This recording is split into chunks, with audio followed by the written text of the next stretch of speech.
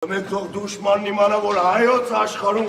միշտ նոր ծնունդ ու կեֆեր է լինելու։ Ապրես բոլորը, ապրես։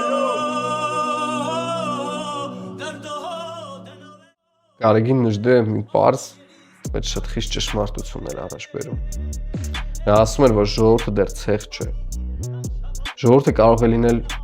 մարդկանց բազմություն, մարդիկ, որոնք ապրում են, խոսում են նույն լեզվով, գոյատևում են նույն հողի վրա, բայց չունեն ազգային գիտակցություն։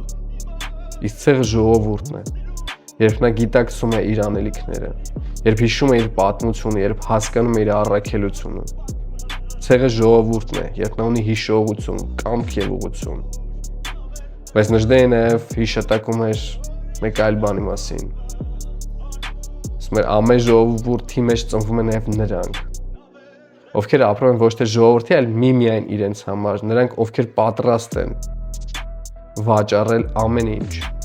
Վաճառել ժողովրդի պատիվը, վաճառել պատմությունը, վաճառել նույնիսկ իրենց հայրենիքն ու ընտանիքները։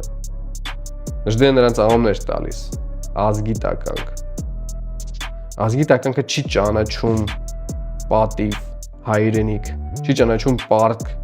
չի ճանաչում պատասխանատվություն, նրա համար գոյություն ունի միայն սեփական մորթապաշտությունը։ Բայց ամենամեծ վտանգը դա չէ, ամենամեծ վտանգը այն էր, երբ ժողովուրդը սկսում է հանդուրժել ազգի տականքների, երբ ազգի տականքները դառնում են ընդունելի, երբ նրանց ձայնը դառնում է լսելի, երբ նրանց մտածողությունը դառնում է նորմա, այդ պահին ժողովուրդը դադարում է լինել ցեղ, այդ պահին սկսվում է ազգի քայքայումը։ Ազգերը չեն կործանվում միայն արտաքին թշնամուց, նրանք կործանվում են նաև ներսից, այն պահին, երբ ազգի տականքները դառնում են առաջնորդներ։ Ցեղ լինելը պատահականություն չէ, դա ընտրություն է։ Եվ այդ ընտրությունը յուրաքանչյուր ժողովուրդ պետք է անի ժամանակին կամ հետո վճարի դրա գինը։